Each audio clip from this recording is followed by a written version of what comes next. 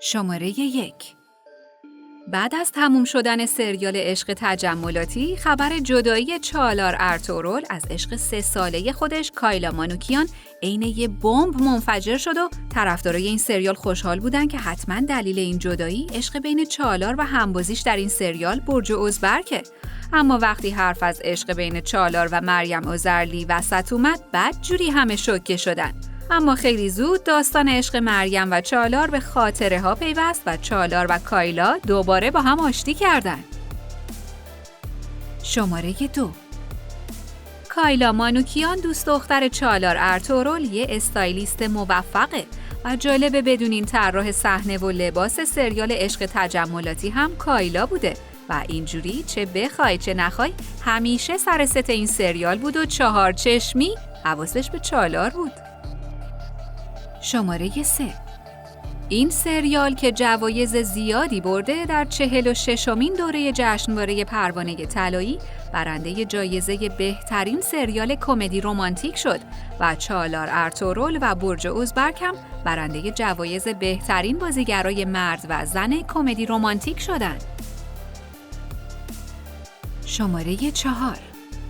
این سریال نه تنها در ترکیه بلکه در کشورهای زیادی مثل کشورهای خاورمیانه، آمریکای جنوبی، رومانی، اسپانیا، گرجستان و غیره پخش شده و در کل دنیا طرفدارای زیادی داره و موفقیت‌های زیادی کسب کرده.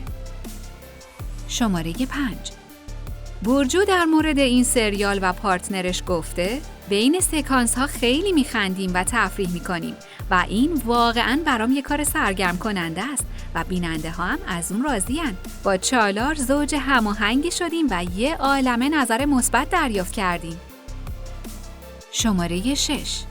طرفدارای سریال عشق تجملاتی و زوج دوست داشتنی اون آیشه و کرم برای تشکر از اونا به خاطر موفقیتاشون با نام طرفدارای زوج آیکر به خیریه کودکان مبتلا به لوسمی کمک کردن و با این کارشون به شدت برجو و چالار رو هیجان زده کردن. شماره 7. ارکوت و نظمیه با بازی بریل پوزام و اور اوزونل 2 تا از شخصیت‌های بامزه این سریال بودن که عروس و برادر شوهر بودن، اما رابطه اونا به همینجا ختم نشد چون در دنیای واقعی یه رابطه دوستی صمیمی بینشون به وجود اومد که خیلی زود به عشق تبدیل شد، اما یه عشق زودگذر. شماره 8. اصلا خبر داشتین که نویسنده این سریال ایلکر آرسلان کسیه که فیلمنامه سریال دوستداری رو هم نوشته و این سریال هم امسال یکی از سریالای تابستونی پرطرفداره. شماره 9.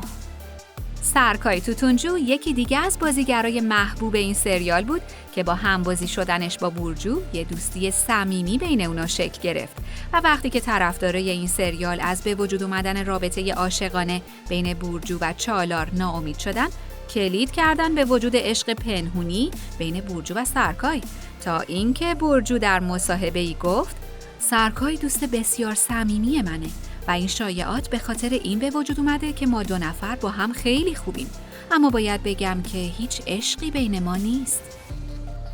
شماره 10. برجو که با اندام زیبای خودش در این سریال به شدت جلب توجه می‌کرد، در این مورد گفت که برای رسیدن به اون زندگی سالمی رو شروع کرده و به رژیم کتوژنیک رو آورده. شماره 11.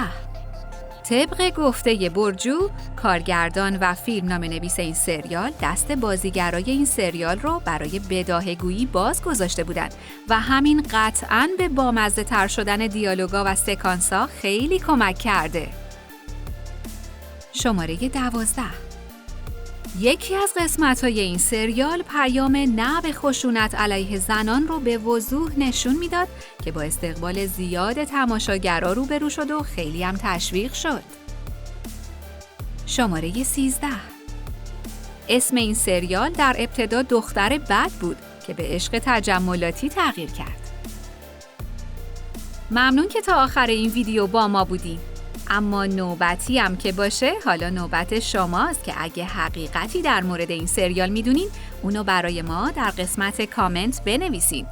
این ویدیو رو هم لایک کنین و عضویت در کانال لنز رو هم فراموش نکنین.